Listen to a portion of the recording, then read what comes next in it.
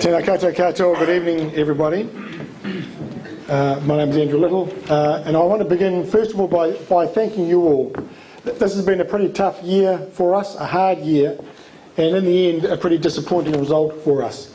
But it's a testament to your dedication and commitment and to the spirit of this great party that so soon after that election and the events of election night, you're prepared to turn out to be part of this very important democratic process for this great party. So thank you for doing that, because this is important, as my fellow leadership contenders have pointed out.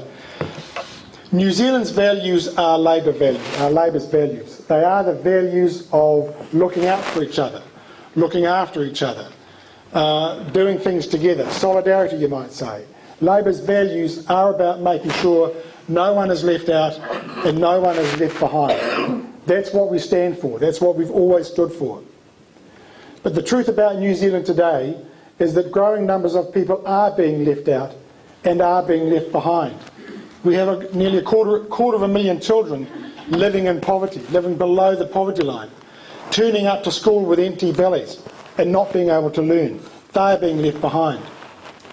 And we have situations in our workplaces now where growing numbers of working people are dependent on multiple jobs, part-time jobs, low-paid jobs, insecure jobs, just to make ends meet. They are being left behind. This is not the New Zealand that we ever expected, and nor is it the New Zealand that we should accept and tolerate. And we have another major challenge as well with us we're about to face, and that is about the future world of work. Technology is going to rapidly change the nature of work, the availability of work, and what people do. And if we are to confront that challenge, as well as the ones we have right now, then we need a government that takes work seriously. It sits at the centre of so much of what people do. The way people learn, or whether or not people learn, determines whether or not they can fulfil their dreams and their ambitions. But for so many people, their dreams are, well, they don't even have dreams anymore. So many people now, young people on reasonably good incomes, who no longer aspire to owning their own home because it's just so far out of reach. That's the New Zealand we've got today. There's only one political party in our political system that takes these issues seriously and actually works to make sure that people do get ahead, that they don't get left behind, and that they don't get left out.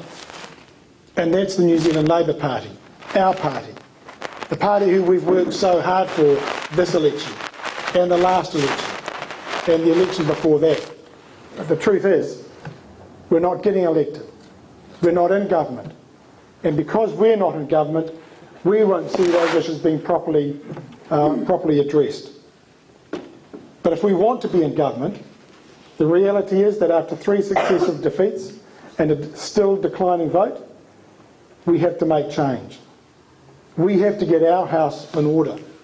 We have to fix the machine because it's not working. There's 2 or 3 areas I think we need to address pretty soon. The one is first is about caucus cohesion. We need to be communicating effectively and acting cohesively. The other is about the party. We need the party organisation to be the best it possibly can. We need a party organisation where all parts of it, the voluntary parts, the paid parts, are talking to each other and effectively. Because we need to run a good party vote campaign in a way that maybe we haven't for the last few elections. And then we need to harness the great resource and capability that are our affiliates. 30 or 40,000 working people as part of our affiliates.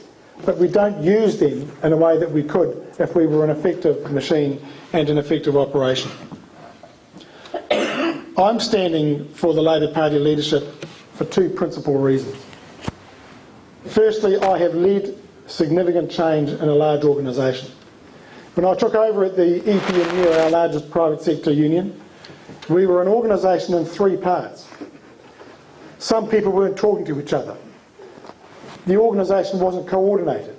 People just went off and did what they liked. I made the organisation one organisation. I gave it a single purpose that it organised to and worked under. And I turned it into a high-impact organisation. I nurtured the talent that we had, and I brought in new talent and made it an organisation that was the envy of the Labour movement, and indeed of many others. So I have done change. The second reason I'm seeking the Labour Party leadership is because of what drives me. What has driven me in every job I've had as a lawyer, as a union leader and as an MP. And that's about justice. Actually, it's about injustice. I cannot stand injustice. And when I talk about injustice, I'm talking about when the powerful take advantage of the weak.